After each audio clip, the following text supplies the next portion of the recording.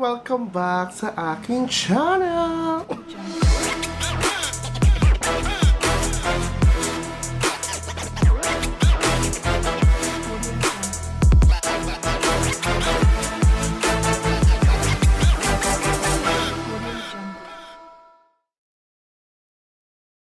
So for today's video is tayo ay mag-unbox na naman ng ating mahiwagang tapat pang work from home na to. Pero pang gaming headset na rin to, nabili ko siya sa TikTok. And yeah, so kwento ko lang yung previous vlog ko is about dun sa JBL Quantum 300. And palpak siya. Hindi ko maintindihan kung bakit yun ang binigay sa akin. Mahal-mahal niya. Papaltak-paltak na yung foam. And ang nakakainis lang doon ay yung mic. Yung mic, literal na mic, medyo off na siya. And kasi medyo ano na siya, hindi na siya giving, hindi na siya magandang tingnan. Sayang lang kasi sa Game Extreme ko pa naman siya binili. Yun yung pinaka, actually doon nabibili yung mga gaming headset, etc. etc. Para siyang Data Blitz din, pero mas maganda sa Data Blitz. So, magka-unbox na tayo. So yon, mag-unbox na tayo ng ating binili sa Niknok. Na Niknok, ayan yun. O, diba? Malaking box.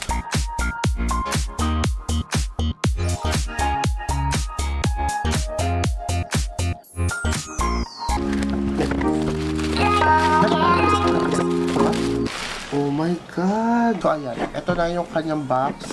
Siyempre, nasa ganda ng pagka-packaging niya. So, ito muna ang ating i-unbox. Actually, ito yung Onikuma gaming headset. And pwede rin siyang pang work from home, Kinemeru. So, ito ay yung stand. O, diba? Yung ganun pa. Para saan? Dito sa ilan. So, nakaganyan siya. Parang hindi naman siya fitted. So, ayan. Alam! Ayaw niya maano. So, ayan. Ito yung kanyang stand. O, diba? Yan. Ito yung kanyang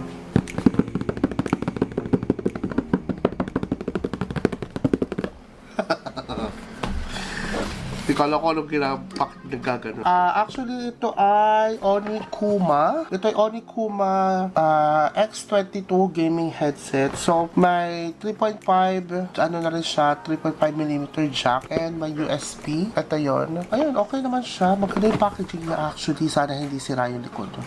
So, yan. May dynamic drivers, may high fidelity, padded headphone, may durable, may precise, and may noise cancelling microphone. Oh my God, meron na siya. So yan, so let's open. Ayan. Oh my God. Yeah.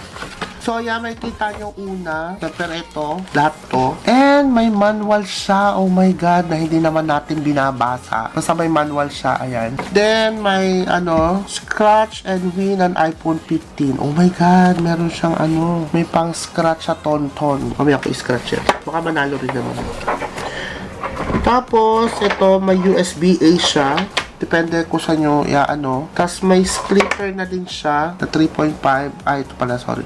May 3.5 splitter na rin siya. Ayan, ayaw mag-focus, peshi. Ayan. Tapos, yan, may USB-A. Tapos, may 3.5 headphone jack. So, yun. Mamaya natin buksan yarn. So, una natin buksan itong pouch. Alam ko madami itong freebie. Madaming binibigay na freebie ang Onikuma. Oh my God, madami siyang freebie. May keychain. Ano ito buksan? May keychain siya, may keychain. May mahiwaga siyang keychain. Oh my God. Ay, kitang keychain. O, diba? Kitang keychain. Tapos may stickers. Ilalagay ko lang sa laptop. O, diba? So, let's open this. Open. Sana hindi siya, sana maganda siya. Oh my God. Oh my God, yung headset, guys, yung headsets niya. So, okay naman yung kanyang design. Actually, malambot yung kanyang foam. Hindi na siya paltak-paltak gaya nung binili ko before. So, maganda yung kanyang packaging. Sulit nga ba? Sa price na kanya 900 plus. Basta ilalagay ko na lang sa description box. Basta nasa 900 plus siya. So, yan. Maganda na siya, besh. Ito yung mic na may noise cancelling na siya. And actually, RGB siya. So, ipapakita ko na lang. So, wait lang. Basta maganda siya. And yan, may stand na rin. Oh, masama. So, babalik ako. Wait lang. So, ayun na nga. Ang hirap mag-setup. So, yun. Ay, hindi ko pala napakita. So, meron na siyang on and off na ano, ito yung volume rocker sa likod niya. So, ayan. Ito yung volume rocker. Kala ko may kita. Ayan yung volume rocker. Tapos, sa other side is my mute at saka yung kanyang on and off ng RGB light. So, pag naman, wait lang. Buksan ko lang yung PC ko. Kasi, so, pag naman sinuot siya, actually, napaka-comfy niya. Literal na napaka-comfortable niya. So, yun. O, diba? Ang ganda niya. So, yun. So, let's try natin isaksak muna. Grabe, kailangan ko na pala bumili ng hub. Hub. So, may pansit hub. O, diba? Ayun, may RGB na siya. Kala ko kita nyo. Wait lang. Tingnan natin ilaw. Ayan. O, diba? May RGB na siya, mga beshi. O, hanggang dyan yan. Hanggang, diba? Paikot ang kanyang, RGB, mga beshi. Ang kanyang, maganda siya, mga beshi.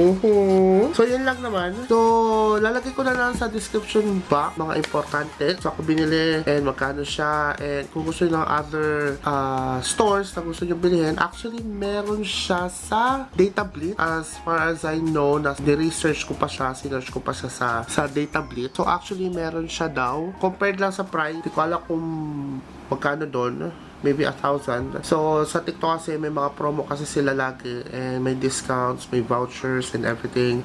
So, yun. So, if you want to know more, and sana, if ever nagustuhan nyo to, please do subscribe to my channel and click the notification bell. Okay? Okay. So, thank you guys for watching, and I hope you enjoyed this video. And yeah, thank you. Bye!